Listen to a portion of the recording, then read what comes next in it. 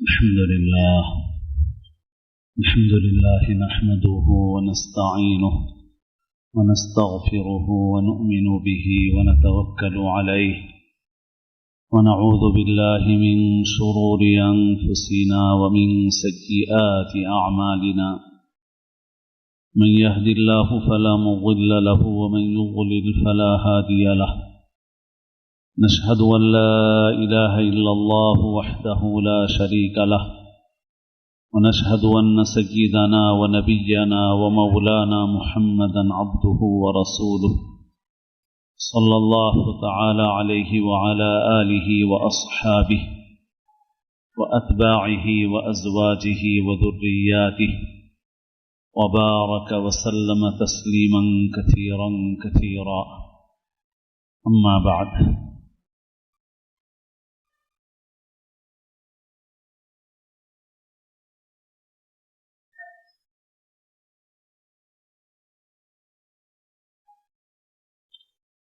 قابل احترام بزرگوں، عزیز دوستوں اور ساتھیوں، رسول اللہ صلی اللہ علیہ وسلم نے اس امت کو دجالی فتنوں سے آگاہ اور باخبر کیا اور اس فتنے سے بچنے کے لیے دعا کا آپ نے اہتمام فرمایا اور امت کو بھی تعلیم فرمائی۔ دجال کا جو لفظ ہے، اس لفظ سے ہی اس فتنے کا تعارف ہوتا ہے۔ دجال دجل سے ہے، جس کے معنی جھوٹ کے ہیں، ملمع سازی کے ہیں، یعنی کوئی چیز اندر سے کچھ ہو اور اس کے اوپر کوئی اور پرنی چڑھا دی جائے، اسے کہتے ہیں ملمع سازی۔ تو دجال کا فتنہ بس ایسا ہی ہے، اور یہ فتنہ بڑا ہماگیر ہے، اور اس فتنے کے اثرات اس وقت دنیا میں بہت تیزی کے ساتھ بڑھتے جا رہے ہیں۔ اس دجالی فتنے کا اصل نشانہ تو ایمان ہے، مسلمان ہے، اللہ پر اور آخرت پر ایمان رکھنے والے ہیں۔ سارا زور اس کا اسی کے اوپر ہے کہ لوگ رحمان کی اطاعت اور فرما برداری کا راستہ چھوڑ کر شیطان کا راستہ اختیار کر لیں۔ لیکن ساتھ ہی ساتھ اس دجالی فتنے کا ایک اثر جو اس دنیا میں ہے، وہ مسلمان ہی نہیں بلکہ تمام دنیا کے انسانوں کی صحت کے ساتھ کھلواڑ ہے۔ اس دجالی فتنے میں انسانوں کی قیمت نہیں ہے، انسانوں کو نقصان پہنچانے والے کاموں پر بہت خوبصورت غلاف چڑھا دیے گئے ہیں، جس کی وجہ سے انسان اسے اچھی چیز سمجھ کر اختیار کرتے ہیں، مگر وہ ان کے لیے انتہائی مضر ہوتی ہے۔ یہ بھی گویا ایک چھوٹا سا نمونہ ہے اس صورتحال کا جو حدیث میں بیان کی گئی ہے کہ دجال جس کو اپنی جہنم کہے گا وہ حقیقت میں جنت ہوگی، اور جس کو وہ اپنی جنت کہے گا وہ حقیقت میں دوزخ ہوگی۔ تو بہرحال ایک چھوٹا سا نمونہ سمجھیے اس کا کہ چھوٹی چھوٹی چیزوں کے اندر انسانوں میں خیر اور شر کی تمیز انسانوں کے لیے مشکل بنا دی گئی ہے۔ شر پر خیر کے، برائی پر بھلائی کے غلاف چڑھا دیے گئے ہیں، اور انہی شعبوں میں ایک شعبہ انسانی صحت سے تعلق رکھتا ہے، اور ظاہر ہے کہ اس کی بڑی اہمیت ہے، کیونکہ انسان کا جو وجود ہے وہ اس جسم کے ساتھ وابستہ ہے۔ صرف روح رہے، جسم نہ رہے تو انسان کی دنیاوی زندگی باقی نہیں رہتی۔ تو روح کی مثال سوار کی ہے، تو جسم کی مثال سواری کی ہے، تو اس سواری کا صحت مند ہونا بھی ضروری ہے۔ اسی لیے دینی اعتبار سے بھی اس جسم کی صحت کی حفاظت کا حکم دیا گیا ہے۔ اور ایسے کاموں کی اجازت نہیں دی گئی ہے جس میں انسانی صحت کو نقصان پہنچتا ہو۔ یہی وجہ ہے کہ سگریٹ پینا منع ہے، گٹکا کھانا ناجائز ہے، اسی طرح نشہ آور چیزیں حرام ہیں۔ انسان یہ کہہ کر کے کہ میرا جسم ہے، میری مرضی ہے، جو چاہے کروں، اپنی انگلی نہیں کاٹ سکتا، اپنا ہاتھ نہیں کاٹ سکتا، اپنا پیر نہیں کاٹ سکتا، انسان خودکشی نہیں کر سکتا، حرام ہے اس کے لیے۔ انسان کہے میری جان ہے، میرا جسم ہے، نہیں، ایسا نہیں ہے۔ یہ جسم جان اللہ کی امانت ہے۔ اور پھر دین میں بھی ہمارے جو تصور ہے وہ تصور وسیع ہے، صرف عبادات کا نام دین نہیں ہے، ہر پہلو سے رسول اللہ صلی اللہ علیہ وسلم نے رہنمائی اور خیر خواہی فرمائی ہے۔ جیسے آپ نے فرمایا کہ رات میں سوتے وقت گھر کے کواڑ دروازے بند کر کے سو، چراغ گل کر کے سو، کہیں ایسا نہ ہو کہ کوئی چوہا آ کر کے چراغ گرا دے اور گھر میں آگ لگ جائے۔ برتن میں کوئی چیز ہو تو اسے ڈھانپ کر سو، پانی پینا ہو تو پانی دیکھ کر پیو، گرم چیز پی رہے ہو تو اپنے منہ سے پھونک مت مارو، جوتا پہن رہے ہو اور وہ زیادہ وقت تک کسی ایسی جگہ رکھا ہوا ہے جہاں اس میں کسی چیز کے داخل ہونے کا بھی اندیشہ ہے، تو ضرور اہتمام سے اس جوتے کو جھٹک کر اسے پہنو کہ اندر کوئی کیڑا، کوئی بچھو، کوئی چیز ہوگی تو تمہیں ڈس لے گی۔ اب آپ بتائیے کہ ان چیزوں کا عبادات سے تعلق ہے؟ یہ خیر خواہی ہے۔ ہمارا دین جامع ہے، اور اسی طرح پوری زندگی کا جو طرز رسول اللہ صلی اللہ علیہ وسلم نے سکھایا ہے وہ جیسے آخرت میں کامیابی کا ذریعہ ہے، ویسے ہی دنیا میں بھی چین، سکون، کامیابی کا ذریعہ ہے۔ آپ نے سونے کے، جاگنے کے، کھانے کے، پینے کے جو طور طریق، جو انداز بھی سکھائے ہیں، ان سب میں ہمارے لیے صرف آخرت ہی کا نہیں بلکہ دنیا کا بھی فائدہ ہے۔ اور رسول اللہ صلی اللہ علیہ وسلم نے یہ سب باتیں جن کی طرف میں نے اشارہ کیا، یہ حضور کی طرف سے ہے یہ سب باتیں، تو اس وجہ سے یہ ہمارے دین سے جدا نہیں ہے، یہ دین کا حصہ ہے۔ کیونکہ انسان عبادت بھی اسی وقت کر سکے گا جب اس کے جسم میں جان ہوگی، جسم میں صحت ہوگی، ورنہ عبادت کیسے کر سکتا ہے، اچھے کام کیسے کر سکتا ہے؟ تو لہٰذا اس کی حفاظت بھی ضروری ہو گئی۔ تو رسول اللہ صلی اللہ علیہ وسلم کی تعلیمات سے ہمیں یہ بات ماننا۔ تو بہرحال اس زمانے میں، آج سے کئی برس پہلے کی بات ہے، ہمارے شہر کے ایک بڑے مدرسے میں ایک فقہی سیمینار ہو رہا تھا، جس کے اندر بڑے بڑے علماء تھے، اور ہمارے ملک کی ایک بڑی شخصیت، عالم اسلام کی ایک بڑی شخصیت ہے حضرت مولانا محمود مدنی صاحب دامت برکاتہم، وہ بھی تشریف فرما تھے۔ میں کچھ دیر کے لیے حاضر ہوا تھا استفادے کے لیے، تو چل رہے تھے محاضرات علماء کے، مفتیان کرام کے، اور موضوع اس وقت یہ تھا کہ جو کمیشن کا رواج اس زمانے میں ہو گیا ہے وہ جائز ہے یا ناجائز ہے، اس پر شرعی اور فقہی بحث علماء کر رہے تھے، بڑے بڑے علماء، مفتیان۔ جیسے ڈاکٹروں کا کمیشن ہے، یا بعض مدرسوں میں کمیشن والا رواج ہو گیا ہے جو صحیح نہیں ہے، اس پر بحث ہو رہی تھی۔ تو اس بحث کے دوران حضرت مولانا محمود مدنی صاحب تھوڑی دیر کے لیے تشریف لائے مائک پر، اور مولانا نے جو بات فرمائی وہ میرے ذہن میں بیٹھی ہوئی ہے۔ مولانا نے کچھ دینی مدارس کے متعلق بھی بات فرمائی، جس چیز کا بھی ذکر ہوا اس کی مذمت بیان فرمائی کہ مدرسوں میں ایسا نہیں ہونا چاہیے۔ اور پھر اس کے بعد مولانا نے ایک عمومی بات جو فرمائی وہ یہ کہ مولانا نے فرمایا کہ اب تک دنیا میں سب سے بڑا مافیا ہتھیار بیچنے والی کمپنیاں تھیں، یعنی ایک گروپ ہے جو پوری دنیا میں لوگوں کا استحصال کرتا ہے، ایکسپلائٹ کرتا ہے انسانوں کو۔ تو وہ کس ذریعے سے کرتا تھا اب تک جو سب سے بڑا مافیا تھا وہ ہتھیار بیچنے والی کمپنیاں تھیں۔ تو یہ کمپنیاں کیا کرتی تھیں؟ یہ ملکوں کو آپس میں لڑاتی تھیں.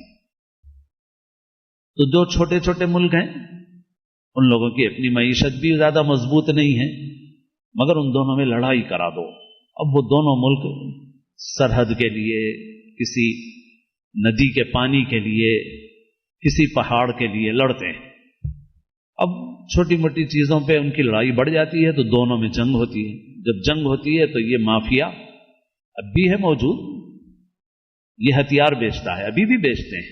ابھی بھی بہت سے وہ ملک جہاں کے رہنے والے انسانوں کو کھانے کے لیے کھانا برابر میسر نہیں ہے، ان ملکوں کے بجٹ کا بڑا حصہ ہتھیار خریدنے میں خرچ ہو رہا ہے، کیونکہ ڈر ہے کہ پڑوس سے یہ حملہ کر دے گا، یہ حملہ کر دے گا، اس سے لڑائی، اس سے ٹینشن. تو لوگوں کو کھانے کو نہیں مل رہا ہے اور بجٹ کا بڑا حصہ کس میں جا رہا ہے صاحب؟ ہتھیار خریدنے میں جا رہا ہے. تو ابھی بھی ہے لیکن شروع میں یہ زیادہ تھا. مولانا نے فرمایا کہ اب تک سب سے بڑا مافیا ہتھیار بیچنے والی کمپنیاں سمجھی جاتی تھی، جو ملکوں میں اور بعض اوقات ملک کے اندرون میں بھی شورش، لڑائیاں برپا کرتی تھی.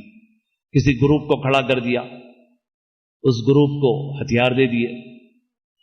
اب جب اس کا مقابلہ کرنے کا نمبر آیا تو پھر ملک کو ہتھیار بیچ دیے. تو ان کو ہتھیار بیچنا پیسہ کمانا، لوگ لڑیں مریں اس سے کوئی تعلق ان کو نہیں.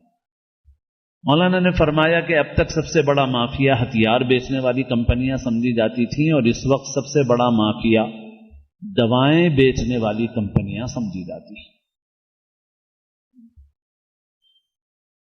مجھے یہ بات سنے ہوئے مولانا سے کم از کم 10 سال ہو رہے ہوں گے، میرا اندازہ یہ ہے، کم و بیش، اس سے کچھ زیادہ بھی ہو سکتے ہیں.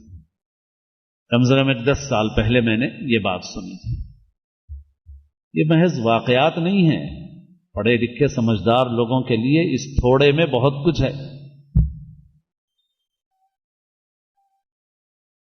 آپ کو سمجھنا ہے. دوائیں بیچنے والی کمپنیاں یہ سب سے بڑا مافیا. میرے دوستو، دوا تو دوا رہی، پہلے زمانے میں تو ہر چھوٹی موٹی چیز کی تجارت بھی تاجر اس لیے کرتا تھا تاکہ انسانوں کو فائدہ پہنچائے اور اپنے لیے حلال نفع کمائے. یہ انسانیت تھی پوری، اور صرف مسلمانوں میں ہی نہیں تھا، یہ دنیا کا عمومی ماحول تھا اب تک کہ بھئی تاجر، بیوپاری تجارت اس لیے کرتا تھا تاکہ اپنی کمیونٹی کو، اپنے دیش کو، اپنی کنٹری کو فائدہ پہنچائے اور خود بھی فائدہ کمائے، حلال نفع کمائے. تاجر بنوں میں ضرورتیں پوری ہوئیں ان لوگوں کی، ان کو کپڑا ملے، ان کو غلہ ملے، ان کو چیزیں ملیں، ان کو ضرورت کی چیزیں ملیں، مجھے فائدہ ملے، نفع ملے، کوئی برائی نہیں ہے اس میں.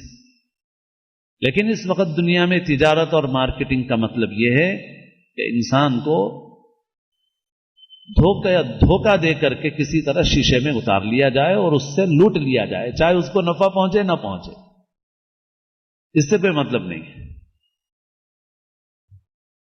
مارکیٹنگ کے نام پر بھی جو ٹریننگ دی جاتی ہے، وہ ٹریننگ بھی بعض اوقات ایسی ہوتی ہے. بعض نوجوانوں کے متعلق تو ہم نے سنا کہ ان نوجوانوں نے اس ٹریننگ میں شرکت کرنے کے بعد کہا کہ بھائی ہمارا ضمیر اتنا مردہ نہیں ہوا ہے، ہم یہ مارکیٹنگ نہیں کر سکتے، اس لیے کہ یہ مارکیٹنگ نہیں سکھائی جا رہی ہے، یہ تو دھوکہ دینے کا خوبصورت طریقہ سکھایا جا رہا ہے کہ سامنے والے کو دھوکہ کس طرح دیا جائے اور اس کے جیب سے پیسے کس طرح نکلوا لیے جائیں. چیز فائدے کی ہے یا نقصان کی، اس سے کوئی مطلب نہیں. 2 روپے کی چیز 100 روپے میں بیچ دو، اسے شیشے میں اتار لو، اس سے پیسہ نکال لو. یہ اس انگریزی اور دجالی تہذیب کے آنے سے پہلے انسانیت میں یہ اتنی بڑی گندگی نہیں تھی. چھوٹے موٹے دھوکے باز دھوکہ بازی کرتے تھے، عیب چھپاتے تھے، انفرادی سطح پہ ہوتا تھا کہ وہ تاجروں میں اچھے بھی ہوتے تھے، برے بھی ہوتے تھے، امانت دار بھی ہوتے تھے، دھوکے باز بھی ہوتے تھے، عیب چھپانے والے بھی ہوتے تھے، مگر یہ نہیں تھا کہ ایک فن بن گیا ہو. لیکن اب ایسا ہو گیا ہے. اور پھر اس کے بعد جو چیزیں انسانوں کو دی جا رہی ہیں وہ فائدے کی ہیں یا نقصان کی، اس سے بھی بحث نہیں. بھائی انسان کو کوئی فائدے کی چیز دو اس سے 4 پیسے کماؤ. نفے میں بھی بعض وقت پابندی نہیں رہتی، حالات کے اعتبار سے زیادہ نفع لینے کی بھی گنجائش رہتی ہے. اچھا نفع لے لو، کوئی بات نہیں ہے. آپ ایک اچھی فائدے کی چیز جو یہاں آپ کے ملک میں پیدا ہوتی ہے اس کو آپ امریکہ لے گئے اور آپ نے اسے امریکہ میں ڈالر میں بیچا تو آپ کو 200-400 گنا ہو گیا. ہو سکتا ہے فائدہ ہو جائے آپ کو، کوئی بات نہیں ہے. اگر آپ نے یہ فائدے کی چیز لے کے ان کو پہنچائی ہے نا بھائی، تو ان کو ایک اچھی مفید چیز دی ہے، آپ نے نفع کمایا ہے. لیکن اب تجارت کی صورتحال ایسی ہے کہ آپ سامنے والے کو کچھ بھی دے دو، چاہے اس میں فائدہ ہو نقصان ہو، کوئی جیے کوئی مرے، اس سے کوئی مطلب نہیں، ہم کو پیسہ ملنا چاہیے. تیل کے ایک تاجر جو ہمارے محلے میں ہی رہتے تھے پہلے اور ہول سیل تاجر تھے، بڑے مرحوم ہو گئے وہ، تو انہوں نے خود مجھ سے ایک مرتبہ کہا تھا کہ ہمارے پاس کھوپرے کا تیل بکتا ہے. ایک تیل اصلی ہوتا ہے، دوسرا تیل ملاوٹی ہوتا ہے جس کے اندر کیروسین آئل گیس کے تیل کی طرح چیز ملی ہوئی ہوتی ہے، کیمیکل اس قسم کا ہوتا ہے. بھائی ہم تو بتا دیتے ہیں آنے والے کو کہ بھائی یہ اصلی ہے یہ ملاوٹی ہے، آپ کو کیا لینا ہے. تو دکاندار بولتا ہے بھائی یہ ملاوٹی دے دو کیونکہ اس میں مارجن مجھے زیادہ ہے. میں یہ 1000 کا بیچوں گا تو 100 روپے ملیں گے، یہ 1000 کا بیچوں گا تو 200 روپے ملیں گے مجھے، تو مجھے 200 روپے کا مارجن چاہیے. اب یہ تیل میں جس کو دے رہا ہوں وہ تیل اس کے جسم کو کتنا نقصان پہنچائے گا، وہ کیمیکل اس کے سر میں ڈالا جائے گا تو اس کی صحت کا کیا حشر ہوگا. اس سے مجھے مطلب نہیں ہے، مجھے 200 روپے کے مارجن سے مطلب ہے.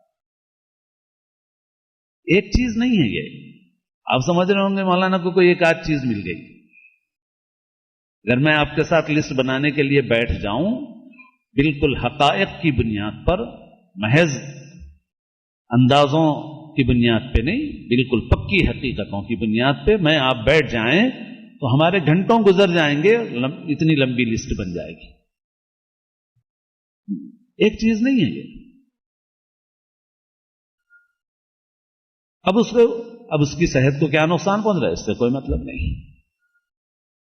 اب اسی طرح سے بہت ساری چیزیں ہیں، وہ چیزیں جو انسان کے کھانے میں آتی ہیں، جو انسان کے جسم کے اندر جاتی ہیں، راست انسان کے، اس کے اندر یہ حال ہے تو انسان کی صحت کا کیا ہوگا پھر،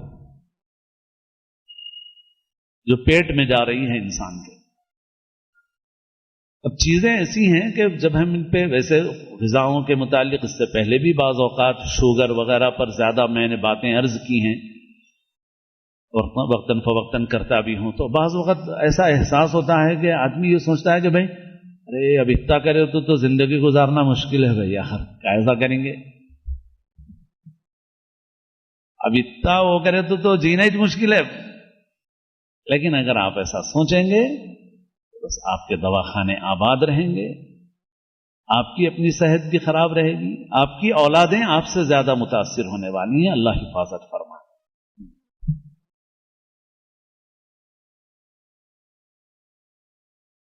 ایک چیز نہیں ہے، تھوڑا تھوڑا کر کے اتنا زہر مل رہا ہے، اتنا زہر مل رہا ہے کہ کچھ پوچھو مت. آپ کو ہر ایک میں تھوڑا ہی ہے، مگر وہ تھوڑا تھوڑا کر کے آپ کو کتنا مل رہا ہے یہ دیکھنے کی بات. اب کھانے کی چند چیزیں دیکھ لیجیے. آپ پاکٹ کا آٹا کھاتے ہیں دکان سے خرید کے، آپ گرنی میں آٹا پسوائیے، اپنے گھر میں رکھیے، 1 مہینہ رہنا مشکل ہے، 15-20 دن ٹھیک رہے گا. اس کے بعد کیڑے پڑ جائیں گے، صفائی کرنا پڑے گا، استعمال کر لینا پڑے گا. لیکن آپ پاکٹ خرید کے لائیں، 6 مہینے تک کی ڈیٹ رہتی ہے اس کے اوپر، 6 مہینے خراب نہیں ہوتا، 6 مہینے کے بعد بھی 6 مہینے کیڑا نہیں پڑتا اس میں. کیوں نہیں پڑتا بھائی؟ کون سا وظیفہ اور منتر پڑھ کے پھونکا ہے اس پہ کمپنی والے نے؟ ہم لوگ بھی پڑھ لیں گھر میں پسا کے، اس میں کیمیکل ملا ہوا ہے، آپ کھا رہے ہیں اس میں. ایک کالی مرچ سپلائی کرنے والے نے ہم سے پوچھا کہ بھئی میں سپلائی کرنے جا رہا ہوں تو دکاندار یہ بول رہے ہیں کہ بھئی اس سے کم میں ہم کو مل رہا ہے. وہ کہتے ہیں کہ اس سے کم میں کوئی سیل کر ہی نہیں سکتا، ممکن ہی نہیں ہے، اس سے کم میں کوئی سپلائی نہیں کر سکتا. پھر دکاندار کہتا ہے بھائی مجھے اس سے مطلب نہیں ہے، بھائی دیکھو آپ کا میں لوں گا تو مجھے مارجن نہیں ہے، وہ جو سپلائی کر رہا ہے اس میں مجھے مارجن ہے. آپ کے اس میں 50 روپے بچا کے کیا کروں گا؟ اس میں مجھے 200 روپے بچ رہے ہیں، 400 روپے بچ رہے ہیں، لہذا میں آپ کا نہیں خرید سکتا، میں تو وہی خریدوں گا جو مجھے سستے میں مل رہا ہے۔ کیا وہ واقعی کالی مرچ ہے؟ ہرگز نہیں۔ چند سال پہلے حسینی علم میں، اب میں کوئی اخبار کے محفوظ تو نہیں رکھتا، مگر جو میرے دماغ میں پڑھ لیا میں نے محفوظ رہتی ہے، بہت سی چیزیں وقت پہ یاد آ جاتی، اگر وہ رکھتا تو میرے پاس تراشے بھی رہتے بہت سارے۔ حسینی عالم میں چند سال پہلے بہت بڑا یونٹ پکڑا گیا، بہت بڑا یونٹ، جو ہمارے شہر کے بیگم بازار اور اس طرح کی بڑی بڑی دکانوں پہ زبردست سپلائی تھی اس کی، گرم مسالے کی، اور پوری دواؤں کی کیمیکل کی ڈبیاں تھیں جو پولیس والوں نے نمایاں کی ہیں۔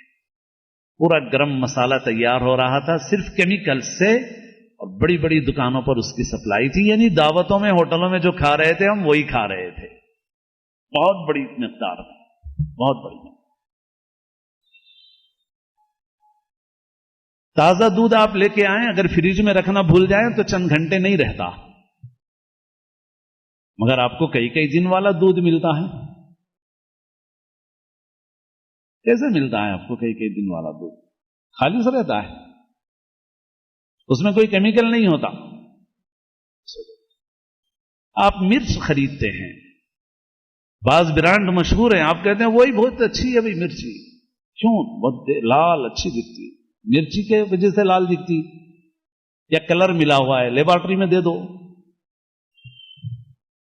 بلکہ بعض اوقات خود اسی کے پڑھ لو اس کا فارمولا، تو بعض اوقات وہ چھپا کے بھی نہیں رکھتے، مگر آپ پڑھتے ہی کہاں ہیں، ہم پڑھتے ہی کہاں ہیں، بعض اوقات تو وہ چھپا ہوا بھی نہیں رہتا، لیبارٹری کو بھی جانے کی ضرورت نہیں پڑتی، اسی میں پڑھے تو مل جاتا۔ تو آپ کو کلر اچھا دکھ رہا ہے، آپ پوچھئے ڈاکٹرز حضرات سے کہ اس کلر سے کیا ہوتا ہے، کیسی کیسی بیماریاں ہوتی ہیں اس سے۔ تو بہرحال میرے دوستوں، اس وقت بھی جو دنیا میں وبائی امراض یا انفیکشنز چل رہے ہیں، اللہ ہی جانتا ہے کیا ہے، لیکن یہ سب، ان سب کے پیچھے انسانیت کا استحصال کرنے والے لوگ ہیں، اور ہم کریں کیا؟ ہمارے لیے بہت مشکل ہے۔ مشکل کیا ہے؟ بیک ٹو نیچر، فطرت کی طرف لوٹ کے آئیے۔ آپ کو کچھ مشقت اٹھانا پڑے گا۔ آپ جو زیادہ آرام طلب ہو گئے ہیں، ہماری عورتوں کو خاص طور پر شعور دینا پڑے گا۔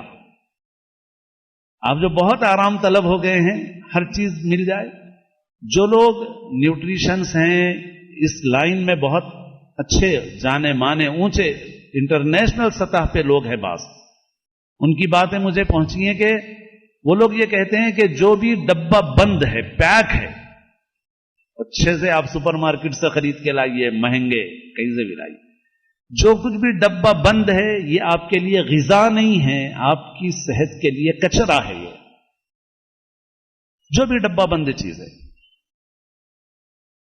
پیک ہے، جب اس کو پیک کیا گیا تو اس میں وہ اجزاء ڈالے گئے جو اس کو ایک لمبے عرصے تک محفوظ رکھے، کیڑ سے بچائے۔ پھر اس کے بھی کانٹینٹس آپ پڑھ لیجئے، بعض یوٹیوب پہ بھی بعض چینلز ہیں جس میں بعض لوگ ان چیزوں کا پورا تجزیہ کرتے ہیں کہ اس میں کیا کیا چیزیں ملی ہوئی ہیں۔ آپ دیکھیے اس میں صابن ہے، ٹوتھ پیسٹ ہے، تیل ہے، وغیرہ وغیرہ۔ جیسے میں نے کہا لسٹ تو ختم نہیں ہوگی، ہم آپ بیٹھیں گے۔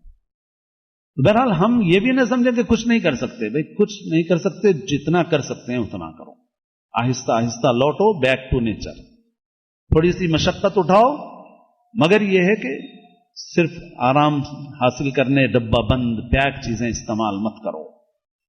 ہوٹلوں میں، دعوتوں میں، کیٹرنگ والوں کے ذریعے سے جو مسالہ استعمال ہوتا ہے ان کو اتنی فرصت ہے کہ وہ اصلی ڈھونڈیں گے، ان کو تو بس یہ ہے کہ جس میں ٹیسٹ زیادہ آئے گا بس وہ لائیں گے آپ کے لیے، جس میں آسانی زیادہ ہوگی وہ لائیں گے آپ کے لیے۔ آپ کیا کھا رہے ہیں، ہم لوگ کیا کھا رہے ہیں، انسانوں کو کیا مل رہا ہے؟ تو بہرحال اب اس میں ایک آدمی خود نفع کما لیتا ہے مگر معاشرے میں دوسری طرف سے خود نقصان اٹھاتا ہے، اور اس میں میرے کہنے کا مقصد آپ کو باشعور کرنا ہے۔ اس میں یہ کرنے والوں سے زیادہ ذمہ دار ہم ہیں، ہماری بے شعوری کا نتیجہ ہے۔ ہم کو باہر سے دہی اچھا مل جائے، گاڑا چکنا دکھے، ہم کو بہت اچھا دکھتا، گھر میں جمال ہونا بھائی اصلی دودھ سے، وہ پانی والا رہے گا، کتا گاڑا نہیں رہے گا، کھاؤ مگر اسی کو۔ تو ہمارے شعور کی کمی ہے، ہمارے شعور، ہم لوگوں کو باشعور ہونا ہے، اپنی جسمانی صحت کی حفاظت کرنا ہے۔ ایک مسلمان کی حیثیت سے یہ ہمارے لیے شرعی حکم بھی ہے، اور یہ جو دنیا میں اب جو سسٹم ہے، ہم چاہتے ہیں کہ ہم اپنے کو صحت مند رکھیں، تو ہم کو فطرت کی طرف لوٹنا ہے اور اس طرز زندگی سے نکل کر کے پرانے طرز زندگی کی طرف جتنا ممکن ہو ہمیں اس طرف جانا ہے، تاکہ ہماری صحتوں کا تحفظ رہے اور اسی پر ہماری ساری زندگی اور اس کی سرگرمیوں کا مدار ہے۔ اللہ تعالی ہم سب کو صحیح سمجھ نصیب